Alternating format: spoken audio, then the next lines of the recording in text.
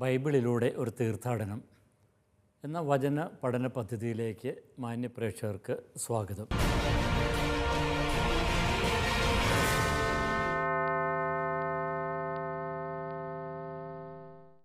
വെളിപാട് ഗ്രന്ഥം 17-ാമത്തെ അധ്യായം 5-ാമത്തെ വാക്യം. അവളുടെ നെറ്റിത്തടത്തിൽ ഒരു നാമം, ഒരു രഹസ്യം എഴുതപ്പെട്ടിരിക്കുന്നു. മഹാബാബിലോൺ, വേശ്യകളുടെയും ഭൂമിയിലെ മ്ലേച്ഛതകളുടെയും മാതാവ്. കഴിഞ്ഞ ക്ലാസ്സിൽ വെളിപാട് ഗ്രന്ഥത്തിലെ സുപ്രധാന പ്രതീകമായ ബാബിലോൺ എന്ന വേശ്യയുടെ വിശദീകരണമായിരുന്നു.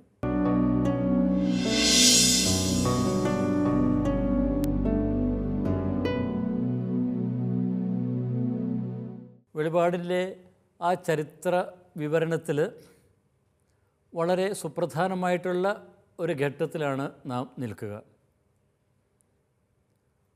വെളിപാട് ദർശന വിവരണത്തിലെ ആദ്യ ഭാഗത്ത് 3 സപ്തഗണങ്ങളിലായി ചരിത്രത്തെ മനസ്സിലാക്കുവാനായിട്ട് ചരിത്രത്തിലുള്ള ദൈവത്തിൻ്റെ സാന്നിധ്യവും ഇടപെടലും ഗ്രഹിക്കുവാനായിട്ട് നാം ശ്രമിച്ചു.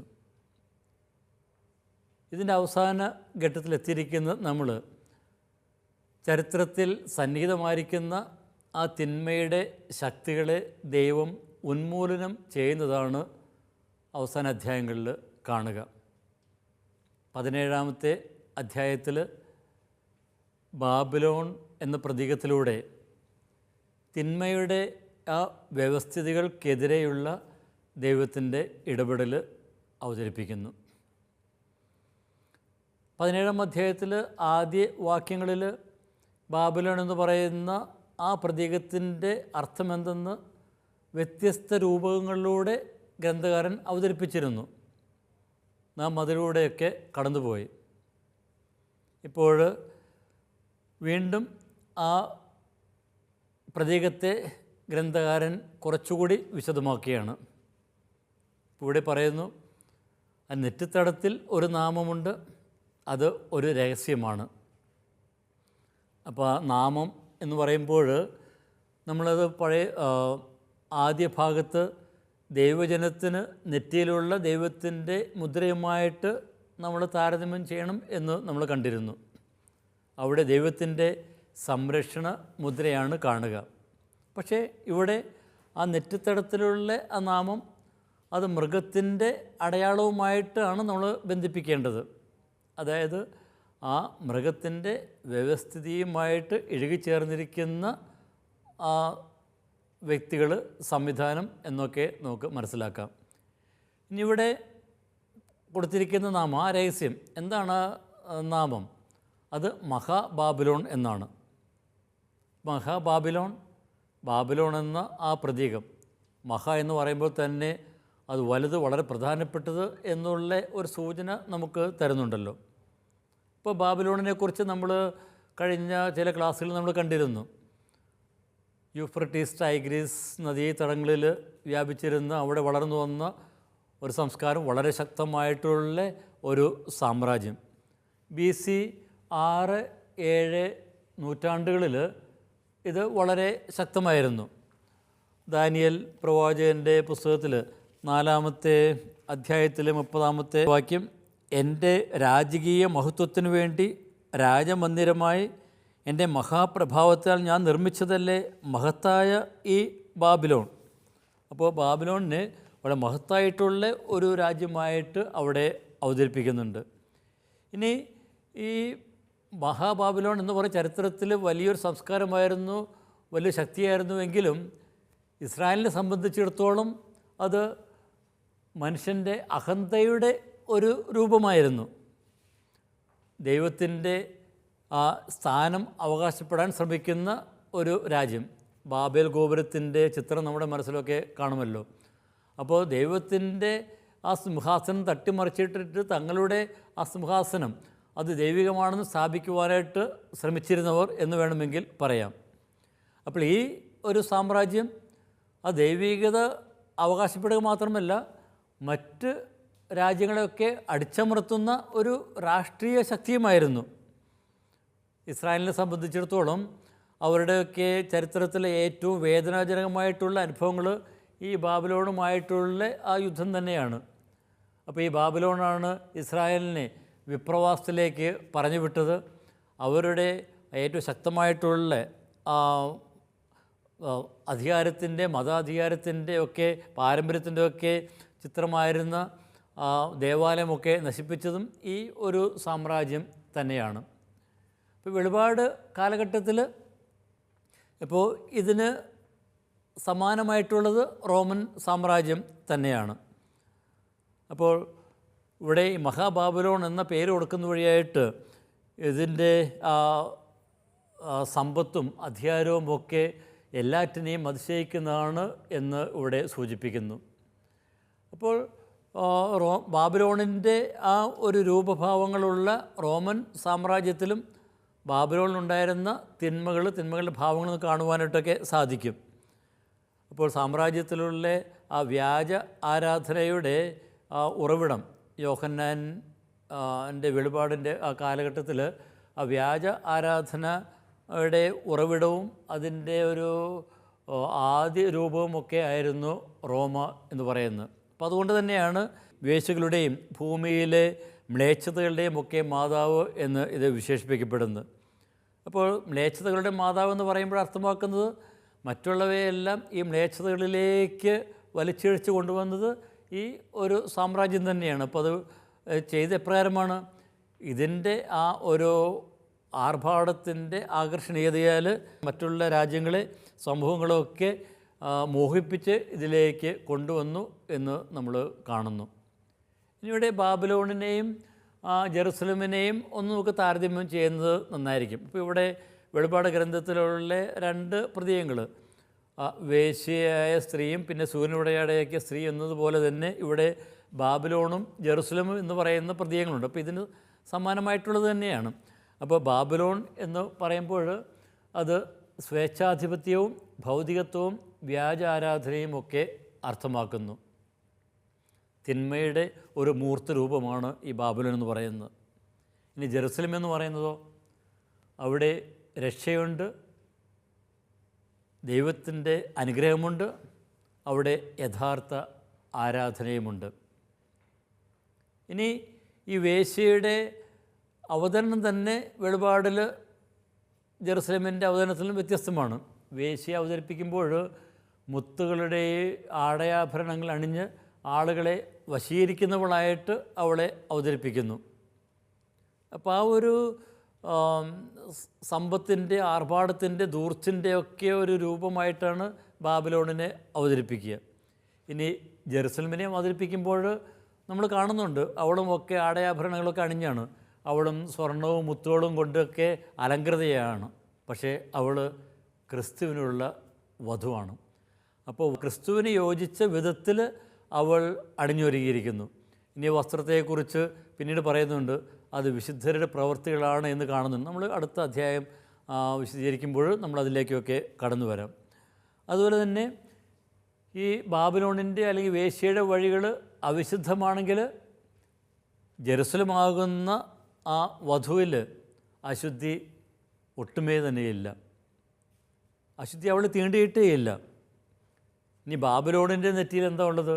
നമ്മൾ കുറച്ച് മുമ്പ് കണ്ടു, അവളുടെ നെറ്റിയിലുള്ള ആ നാമം, വേശ്യകളുടെ അമ്മയെന്ന ആ പേര്. ഇനി ജെറുസലേമിനെ സംബന്ധിച്ചാണെങ്കിലോ അവസാന അധ്യായങ്ങളിലേക്ക് വരുമ്പോൾ ആ പുതിയ ജെറുസലേമിനെക്കുറിച്ചുള്ള വിവരണങ്ങൾ നമ്മൾ കാണും. അപ്പോൾ അവിടെ പറയുന്നത് അതിൻ്റെ വാതിലുകളിലും അടിസ്ഥാനങ്ങളിലുമൊക്കെ ഉള്ളത് അപ്പസ്തോലന്മാരുടെ പേരുകളാണ്. അപ്പോൾ ഈ വിവരണങ്ങൾ തന്നെ ഈ രണ്ട് പ്രതീകങ്ങളെ വ്യത്യസ്തമാക്കുന്നു, ബാബിലോണും ജെറുസലേമും. ഇപ്പോൾ ബാബിലോൺ ഈ തിന്മയുടെയൊക്കെ ആ ഒരു മൂർത്തരൂപമാണെങ്കിൽ ജെറുസലം നന്മയുടെ മൂർത്തരൂപമാണ്. ഇനി ആരാധന സമൂഹത്തിന് മുന്നിൽ ഇത് അവതരിപ്പിക്കുമ്പോൾ എന്താണ് ഗ്രന്ഥകാരൻ ഉദ്ദേശിക്കുന്നത്? ഇതാണ് യാഥാർത്ഥ്യം. നിങ്ങളുടെയൊക്കെ മുന്നിലുള്ള ആ ബാബിലോൺ എന്ന് പറയുന്ന ആ വ്യവസ്ഥിതി, ആ ഒരു സാമ്രാജ്യം, അത് യഥാർത്ഥത്തിൽ ഇതാണ് അർത്ഥമാക്കുന്നത്. അതിൻ്റെ തനിനിറം ഇതാണ്. ഇനി മറുവശത്താണെങ്കിൽ പുതിയ ജെറുസലേമുണ്ട്. നിങ്ങൾ ഏതിലെ അംഗങ്ങളാകുവാനായിട്ട് ആഗ്രഹിക്കുന്നു? ഇനി ജെറുസലേമിലേക്ക് പ്രവേശിക്കുവാൻ ആഗ്രഹിക്കുന്നെങ്കിൽ അതിന് യോജിച്ച വിധത്തിൽ നിങ്ങളുടെ ജീവിതത്തെ ക്രമീകരിക്കാൻ നിങ്ങൾക്ക് സാധിക്കണം. അത് തീർച്ചയായിട്ടും നമ്മൾ അതിനു ഈ കഴിഞ്ഞ അധ്യായങ്ങളിലൊക്കെ നമ്മൾ കാണുന്നുണ്ട്. അല്ലെങ്കിൽ 2-3 അധ്യായങ്ങളിൽ സഭകൾക്കുള്ള കത്തുകളിലുമൊക്കെ അതിനെക്കുറിച്ചുള്ള സൂചനകളുണ്ട്. അവരുടെ ജീവിതത്തിൽ മാനസാന്തരം കൊണ്ടുവരിക, ആ തിന്മയുടെ വഴികളിൽ നിന്നൊക്കെ അവർ മാറുക. എങ്കിൽ മാത്രമേ ആ ജെറുസലേമിന് യോജിച്ച വിധത്തിൽ ജീവിക്കുവാൻ സാധിക്കുകയുള്ളൂ.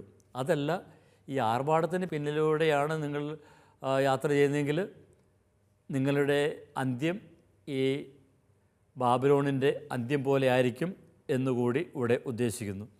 ഇനി നമുക്ക് അടുത്ത വാക്യത്തിലേക്ക് കടക്കാം. 6-ാമത്തെ വാക്യം. ആ സ്ത്രീ വിശുദ്ധരുടെയും യേശുവിൻ്റെ സാക്ഷികളുടെയും രക്തത്താൽ ഉന്മത്തയായിരിക്കുന്നത് ഞാൻ കണ്ടു.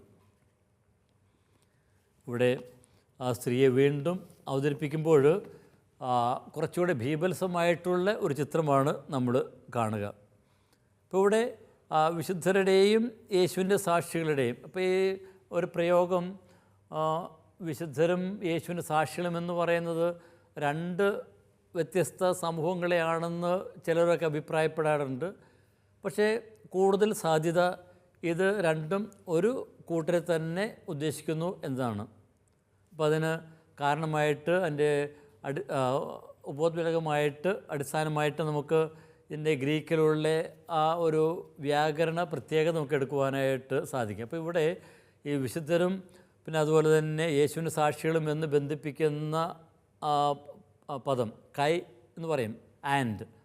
അപ്പോൾ ഈ ഒരു പ്രയോഗത്തിന് ഗ്രീക്കിൽ ചില അവസരങ്ങളിൽ അതിനൊരു എക്സ്പ്ലനേറ്ററി ഒരു അർത്ഥമാണുള്ളത്. അതായത് ആദ്യം പറഞ്ഞതിൻ്റെ ഒരു വിശദീകരണങ്ങളുടെ അടുത്ത്. അപ്പം അങ്ങനെയെങ്കിൽ ഇവിടെ വിശുദ്ധർ, അതായത് യേശുവിൻ്റെ സാക്ഷികൾ എന്ന് വേണമെങ്കിൽ മനസ്സിലാക്കാം. അപ്പോൾ യേശുവിൻ്റെ മാർഗം പിന്തുടർന്ന് രക്തസാക്ഷികളായവരാണ് വിശുദ്ധർ. അതുതന്നെയാണ് 7-ാം അധ്യായത്തിൽ 14-ാമത്തെ വാക്യത്തിൽ പറയുന്നത്. തങ്ങളുടെ വസ്ത്രങ്ങൾ കുഞ്ഞാടിൻ്റെ രക്തത്തിൽ കഴുകി വെളുപ്പിച്ചവർ. ആ വെളുത്ത വസ്ത്രം ധരിച്ചിരിക്കുന്നവർ അവരാണ് വിശുദ്ധർ. അത് യേശുവിൻ്റെ ആ സാക്ഷ്യത്തിലൂടെ കടന്നുപോയവർ, ആ രക്തസാക്ഷികളായവർ. അപ്പോൾ ഇവിടെ ഇത് ഒരു കൂട്ടരെയാണെന്ന് പറയാം. ഇനി അതുതന്നെയാണ് 14-ാമത്തെ അധ്യായത്തിൽ കുഞ്ഞാടിൻ്റെ കൂടെ നിൽക്കുന്ന 144,000 പേരെക്കുറിച്ച് പറയുമ്പോഴും ഉപയോഗിച്ചിരിക്കുന്ന ഒരു പ്രതീകം. ആരാണിവർ? കുഞ്ഞാടിനെ അത് പോകുന്നിടത്തെല്ലാം അനുഗമിക്കുന്നവരാണ്. കുഞ്ഞാട് കുരിശു വരെ പോകുന്നു.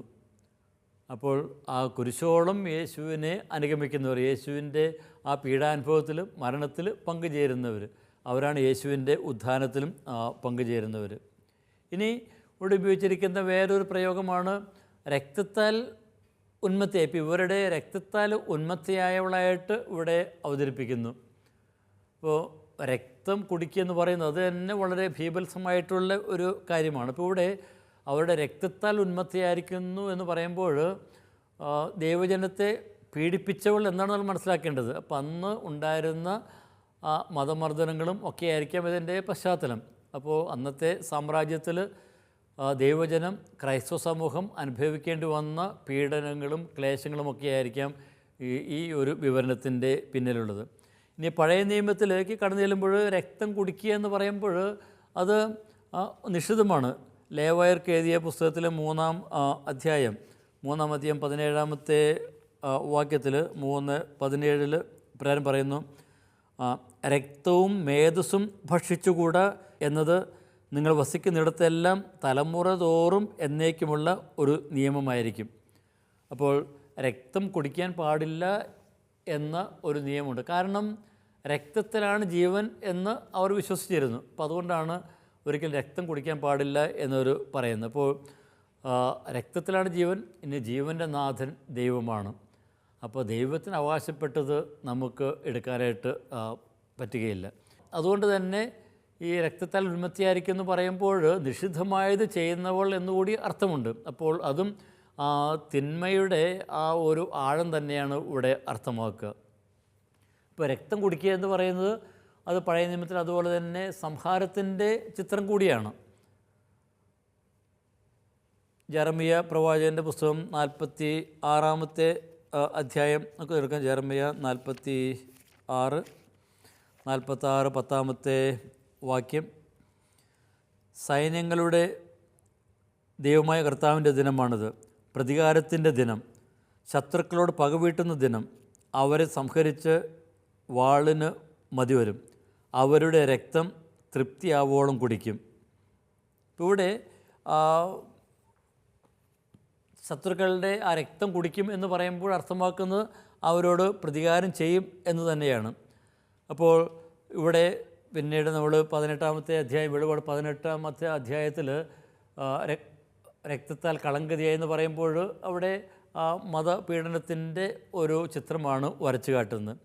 അപ്പോൾ മത്ത് പിടിച്ചിരിക്കുക, രക്തം കുടിച്ച് മത്ത് പിടിക്കുക എന്ന് പറയുമ്പോൾ ആ ക്രിസ്ത്യാനികളെ അല്ലെങ്കിൽ ദൈവജനത്തെയൊക്കെ പീഡിപ്പിക്കുന്നതിൽ ഒക്കെ എന്താണ്, അതിലൊക്കെ ആനന്ദിച്ചിരുന്നവർ, സന്തോഷിച്ചിരുന്നവർ, അപ്പോൾ അതിലൊക്കെ ഹരം കൊണ്ടിരുന്ന ആ സംവിധാനങ്ങൾ എന്നൊക്കെയാണ് അർത്ഥമാക്കുന്നത്. അപ്പോൾ അന്നുണ്ടായിരുന്ന ആ രാഷ്ട്രീയ സാമ്പത്തിക സംവിധാനങ്ങളുടെ തനി നിറമാണ് ഇവിടെ തുറന്നു കാട്ടുന്നത്. അപ്പോൾ ഈ ഒരു ചിത്രം അന്നത്തെ ദൈവജനത്തിൻ്റെ മുന്നിൽ അവതരിപ്പിക്കുമ്പോൾ ഇനി ദൈവജനത്തോട് പറയുന്നത്, നിങ്ങൾ ഇവരെയാണോ പിൻചെല്ലുന്നത്? ഇനി തുടർന്ന് പറയുന്ന കാര്യം അത് തന്നെയാണ് കുറച്ചുകൂടി വ്യക്തമായിട്ട് സൂചിപ്പിക്കുന്നത്. അവളെ കണ്ടപ്പോൾ ഞാൻ അത്യന്തം ആശ്ചര്യപ്പെട്ടു. അപ്പോൾ ഈ ഒരു സ്ത്രീയെ കണ്ടപ്പോൾ ഞാൻ ആശ്ചര്യപ്പെട്ടു. അപ്പോൾ ആശ്ചര്യപ്പെട്ടു എന്ന് എന്താണ് അർത്ഥമാക്കുന്നത്? ഇപ്പോൾ അത് ദാനിയേൽ പ്രവാചകൻ്റെ പുസ്തകത്തിൽ 7-ാം അധ്യായത്തിൽ ദാനിയേൽ 4 മൃഗങ്ങളെ കണ്ടപ്പോൾ അമ്പരപ്പെട്ടു അല്ലെങ്കിൽ ആശ്ചര്യപ്പെട്ടു എന്ന് പറയുന്നുണ്ട്. അതുപോലെ ആശ്ചര്യപ്പെടലാകാം. ഇനി ഈ ആശ്ചര്യപ്പെട്ടു എന്നതിന് വേറെ ചില അർത്ഥധ്വനികളും കൂടി ഉണ്ട് എന്ന് നമ്മൾ കാണുന്നു. ആശ്ചര്യപ്പെടുക എന്ന് പറയുമ്പോൾ ഈ വേശ്യയുടെ രൂപം കണ്ടിട്ട് അവളുടെ തനിനിറം തിരിച്ചറിയാതെ അവളോട് മതിപ്പ് തോന്നി എന്നായിരിക്കാം. അപ്പം ഞാൻ ആശ്ചര്യപ്പെട്ടു. അപ്പോൾ അത് ശരിയല്ലേ എന്നൊരു തോന്നൽ എന്നിലുണ്ടായി, ഭൂവാസികളെപ്പോലെ. ഇപ്പോൾ ഭൂവാസികൾ ഈ മൃഗത്തെ കണ്ടിട്ട് ആശ്ചര്യപ്പെടുന്നുണ്ട്. അപ്പോൾ അതുപോലെ തന്നെ ആ ഭൂവാസികളെപ്പോലെ ഞാനും ആശ്ചര്യപ്പെട്ടു, അല്ലെങ്കിൽ എനിക്കും അവളിൽ മതിപ്പ് തോന്നി എന്നാണ് അർത്ഥം. അപ്പോൾ ദൂതൻ ചോദിക്കുന്ന ചോദ്യം 7-ാമത്തെ വാക്യം നമുക്കൊന്ന് വായിക്കാം. വെളിപാട് 17:7. അപ്പോൾ ദൂതൻ എന്നോട് പറഞ്ഞു, നീ എന്തുകൊണ്ട് ആശ്ചര്യപ്പെടുന്നു? ആ സ്ത്രീയുടെയും അവൾ വഹിക്കുന്ന 7 തലയും 10 കൊമ്പുള്ള മൃഗത്തിൻ്റെയും രഹസ്യം ഞാൻ നിന്നോട് പറയാം. അപ്പം നീ എന്തിന് ആശ്ചര്യപ്പെടുന്നു? അതിൻ്റെ രഹസ്യം ഞാൻ പറയാം.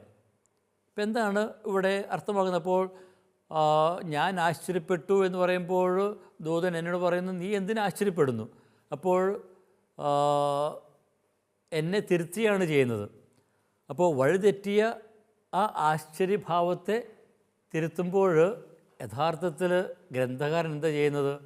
ഗ്രന്ഥകാരൻ വായനക്കാരെ തന്നെയാണ് തിരുത്തുന്നത്. അപ്പോൾ അവർ ഈ സംവിധാനങ്ങളൊക്കെ കണ്ടിട്ട്, സംവിധാനങ്ങളുടെ ആ പ്രൗഢിയും അതിൻ്റെ ആർഭാടവും ഒക്കെ കണ്ടിട്ട് ഇത് ശരിയല്ലേ, നല്ലതല്ലേ എന്ന് തോന്നി അതിനോട് മതിപ്പ് തോന്നുമ്പോൾ, അതിൽ ആശ്ചര്യപ്പെടുമ്പോൾ പറയുന്നു, ഇതല്ല അതിൻ്റെ തനിനിറം.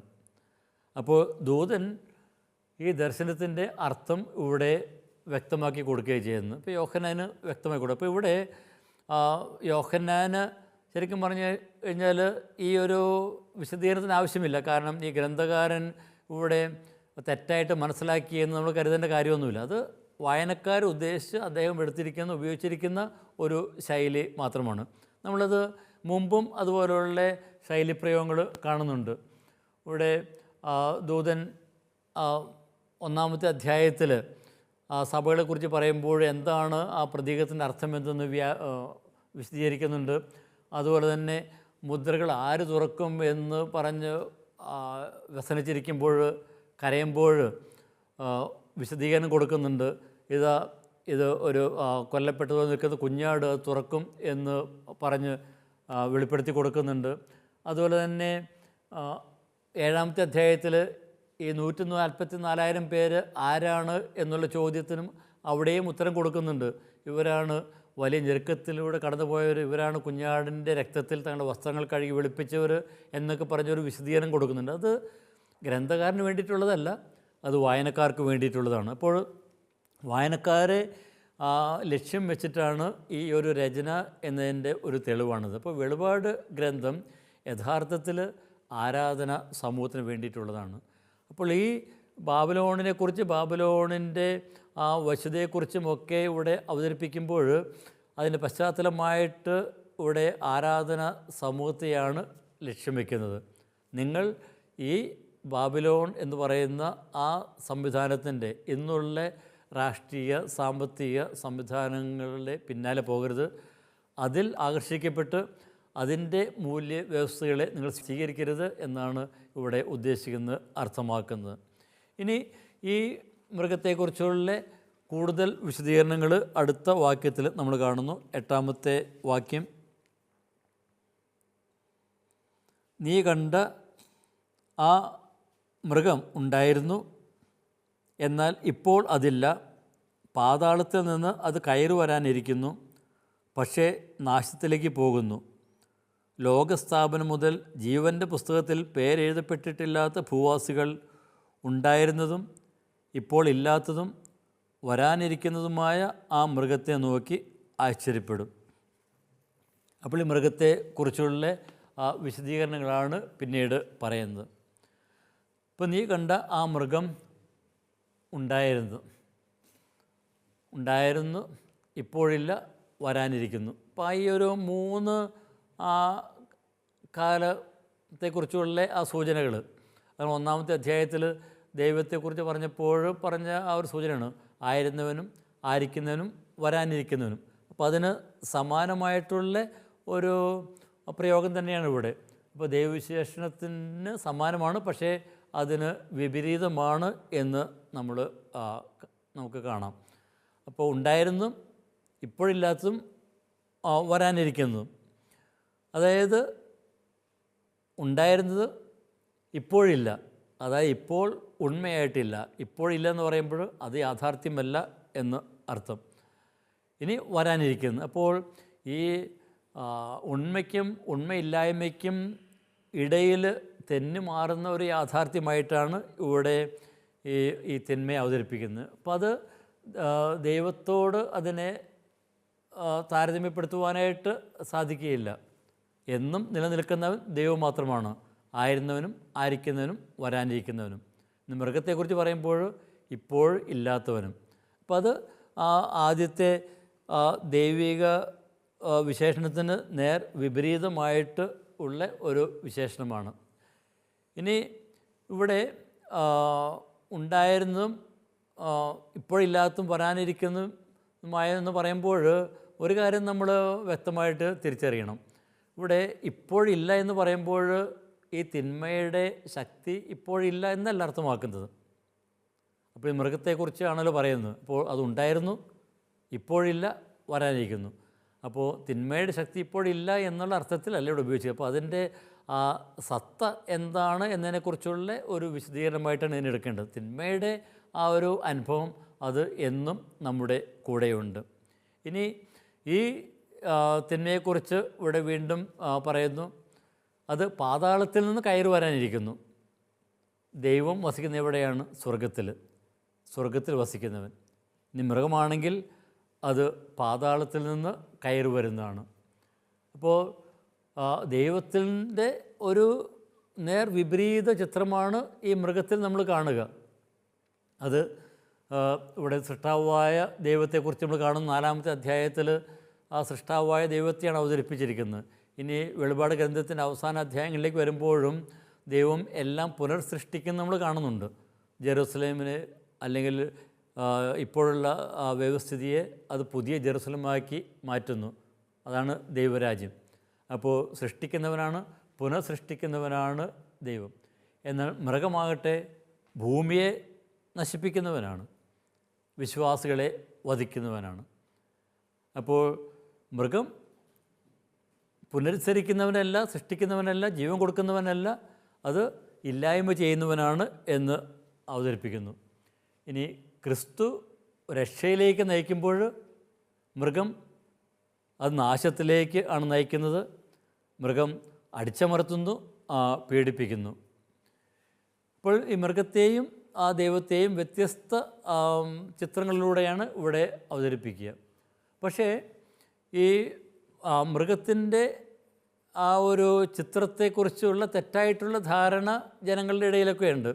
അപ്പോൾ ഇപ്പോഴുണ്ടായിരുന്നു ഇപ്പോഴില്ലാത്തതും എന്നൊക്കെ പറയുമ്പോൾ അവിടെ സൂചിപ്പിക്കുന്നത് അത് വരാൻ ഇരിക്കുന്ന ആ ഒരു നീറോയെക്കുറിച്ചാണ് എന്ന് ചിലരൊക്കെ പറയുന്നുണ്ട്. അതായത് നീറോ മരിച്ചിട്ടില്ല, പാർത്തിയൻ ജനതകളുടെ ഇടയിലേക്ക് ഒളിച്ചോടിപ്പോയി, അവിടെ നിന്ന് വീണ്ടും ആ പാർത്തിയ സൈന്യത്തോടു കൂടെ വരും എന്നൊക്കെ ഉള്ള ഒരു വിശ്വാസമൊക്കെ ഉണ്ടായിരുന്നു. അപ്പോൾ ആ ഒരു വിശ്വാസത്തിൻ്റെ പിൻബലത്തിൽ ആ മൃഗത്തെക്കുറിച്ച് ഉള്ള അവരുടെ ഒരു വിസ്മയം, ഒരു അജയ്യത, അപ്പോൾ അത് യഥാർത്ഥത്തിൽ ഇല്ല എന്ന്, ഈ സാമ്രാജ്യത്തിന് അജയ്യത എന്ന് പറയുന്നില്ല എന്ന് വീണ്ടും വ്യക്തമാക്കുന്നു. അപ്പോൾ ദൈവം സ്വർഗത്തിൽ വസിക്കുന്ന ദൈവം മാത്രമാണ് എന്ന് നിലനിൽക്കുന്നവൻ, സാക്ഷാൽ ഭരണകർത്താവ്. ഈ മൃഗത്തിന് യഥാർത്ഥത്തിൽ നിലനിൽപ്പൊന്നുമില്ല, അതിന് ഭൂമിയുടെ മേൽ അധികാരവും ഒന്നുമില്ല. ഇനി ഇതിനെക്കുറിച്ച് കൂടുതൽ കാര്യങ്ങൾ നമുക്ക് അടുത്ത ക്ലാസ്സിൽ കാണാം. അതുവരെ എല്ലാവർക്കും ഈശോ മിശിഹായ്ക്കും സ്തുതിയായിരിക്കട്ടെ.